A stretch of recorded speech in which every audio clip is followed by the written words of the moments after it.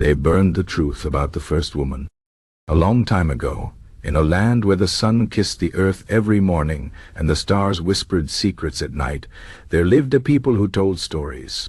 These stories were not just words. They were the breath of their ancestors, the voice of the wind, and the memory of the earth. But among all these stories, there was one that had been erased, one that had been burned away like dry grass in a summer fire. This was the truth about the first woman. The elders of the village spoke only of the first man, a great hunter who walked the earth with pride. They told how he tamed the wild beasts, how he brought fire to the people, and how he taught them to build shelters. But they never spoke of her. They never spoke of the first woman. Yet, deep in the oldest caves where the walls still held the shadows of those who came before, there were drawings, faint but undeniable. They showed a woman, her arms outstretched, her hair like rivers flowing down her back. She stood beside the first man, not behind him. She held tools in her hands, not just children. She spoke to the animals, not just to her husband. But when the new leaders came, the ones who wanted only one story, only one truth, they took torches to the caves. They burned the drawings. They said, "This is not how it was. The first man was the beginning. The first woman came after, and she was made from him, not beside him." The people were afraid. They stopped telling the old stories. They stopped whispering her name. But stories are like seeds. Even when buried, they find a way to grow. One night, a young girl named Liora walked into the hills where the caves had once been.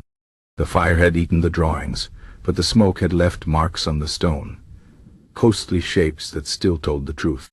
She touched the wall, and in that moment she heard a voice, not with her ears, but with her heart. They burned me, but they could not destroy me. They silenced my name, but they could not erase my truth. Liora ran back to the village and told the elders what she had seen. At first they shook their heads. "The past is past," they said. "Why dig up old bones?" But Liora did not stop. She gathered the other children, and together they went to the caves. They traced the shapes left by the fire. They listened to the wind, and slowly the story returned. The first woman had been a healer. She knew which plants could cure sickness, and which could bring visions. She spoke to the wolves, and they listened. She walked with the first man, not behind him, and together they taught the people how to live. She was not made from him. She was made with him, from the same earth, the same breath. The elders could not ignore the children. One by one they came to the caves. They touched the walls. They heard the voice. And finally they remembered. The truth had not died. It had only been sleeping.